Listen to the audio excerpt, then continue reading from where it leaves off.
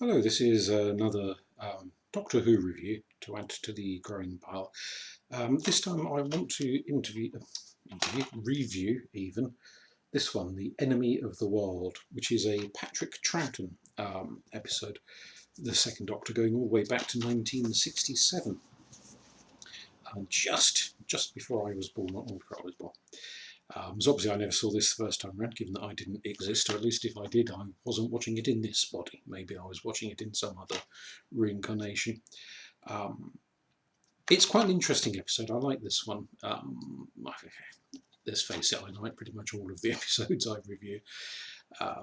One of the reasons I find this interesting is that it's entirely human in its focus. It's not particularly unusual going back to the 60s in that William Hartnell and Patrick Troughton had a fair number of purely historical adventures where they'd go off into some period of Earth history and everyone they met was human. There were no Daleks, no Cybermen, no Ice Warriors or whatever, no aliens of any description, that they were tangled up in purely historical events.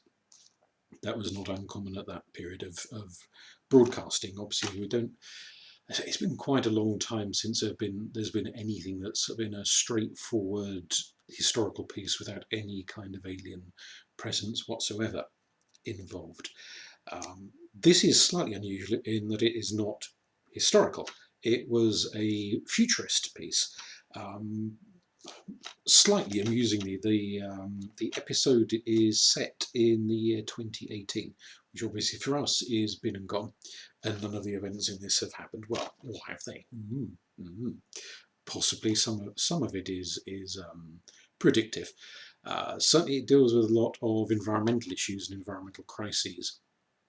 In the hypothetical future world of 2018, as it was seen by script writers back in the late 60s, was a world with one unified government, which is something that a lot of people freak out about these days and see as a highly sinister thing to be avoided, and they worry that the EU is going to turn into a super state, or that there'll be some kind of global government of some description or another, and that this will be a terrible thing. But this particular episode is set with the idea that that super state had happened by the year 2018. And that the world was governed by a world council, and the world itself was divided into zones, so that they're big geographic zones for administrative purposes, and that these various zones, or not necessarily every single one of them, but a lot of these zones were being plagued by environmental disasters.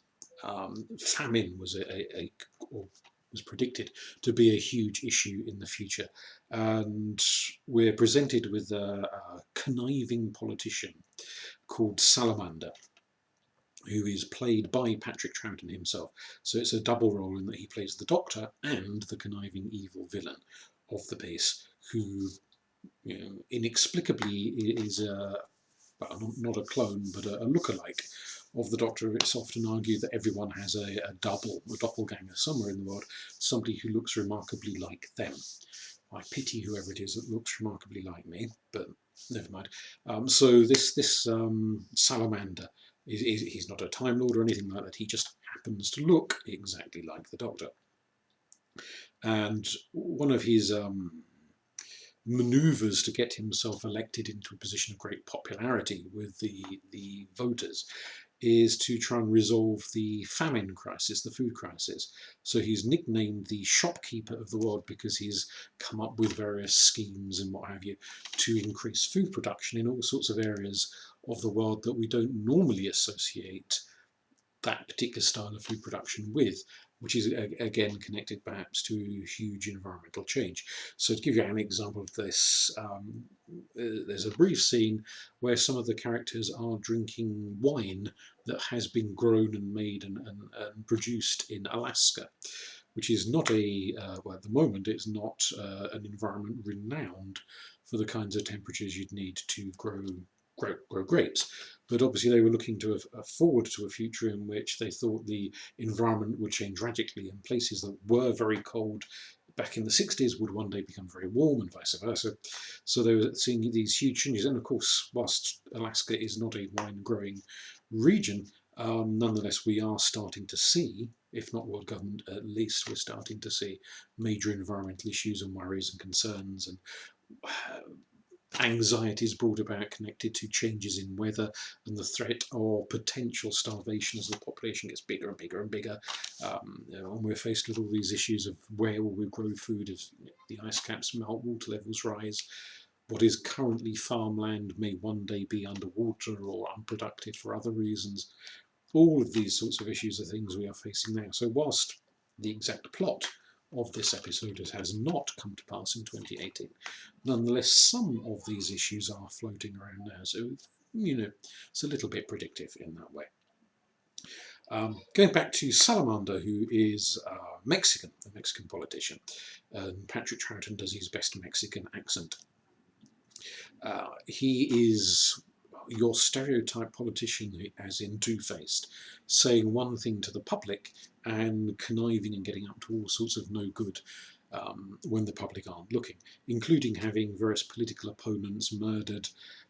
And it turns out, spoiler, put your fingers in your ears if you don't want to know, he is behind a lot of the volcanoes in that he has found a way to induce volcanoes to happen. And it transpires a couple of episodes in that he and another person, I won't say who because that would be a bit of a spoiler, have lured some rather naive people down into a nuclear bunker, telling them that this was going to be a sort of a prevention exercise. But once they were down there and they were installed, they said, oh no, there's been a terrible war on the surface. You are safe down here. You must stay down there and help fight the nuclear war taking place on the surface.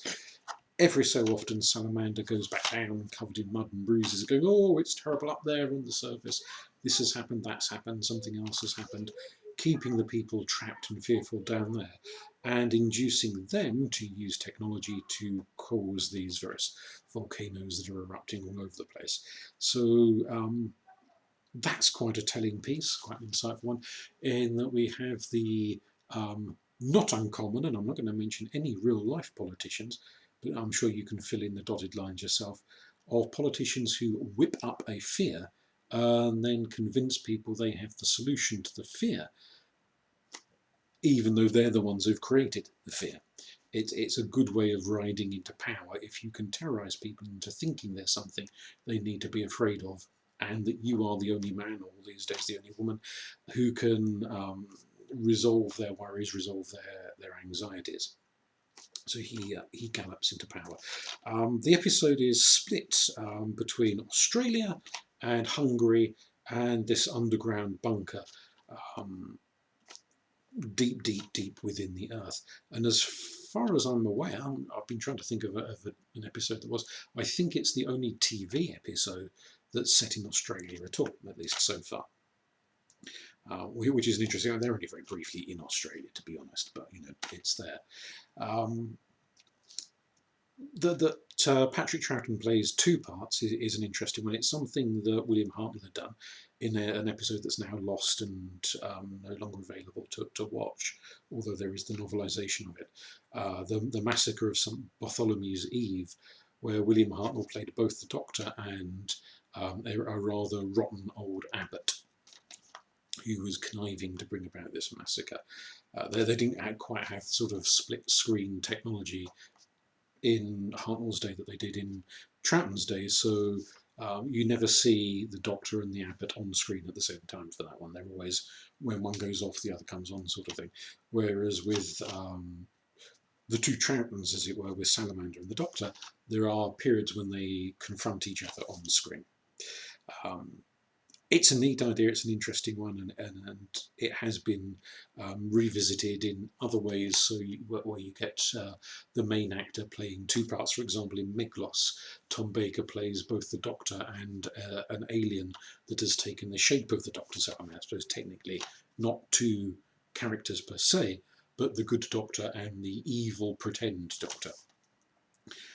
As something that maybe could be revisited in the future. So real shame I didn't get something like that with Capaldi, because he's such a great actor. I'm sure he could have done real dynamically different characters, although I suppose you could argue that in his portrayal of the ancient Roman stone merchant, he did do another character, except of course that was before he became the Doctor, so it's not quite the same thing at all.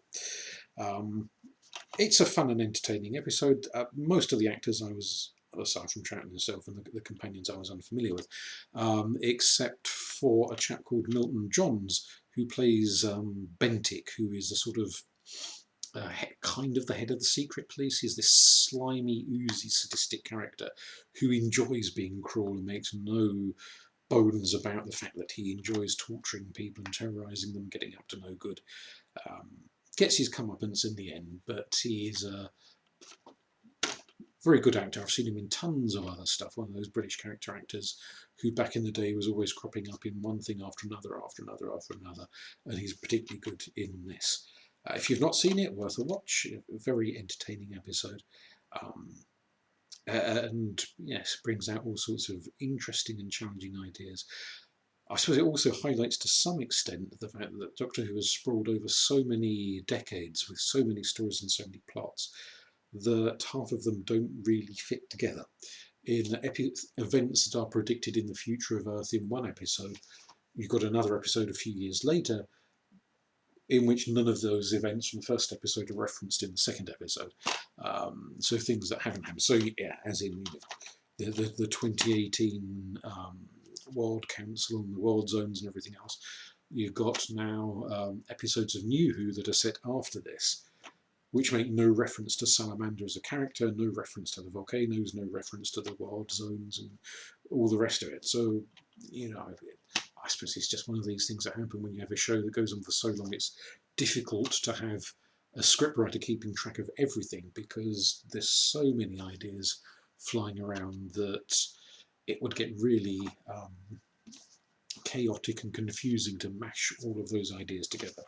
But perhaps we can just suggest that this idea that's cropped up in a number of episodes of parallel Earths in other dimensions, maybe some of these stories, when they don't dovetail neatly, we can pretend it's not really that the scriptwriters haven't done their research and gelled everything together.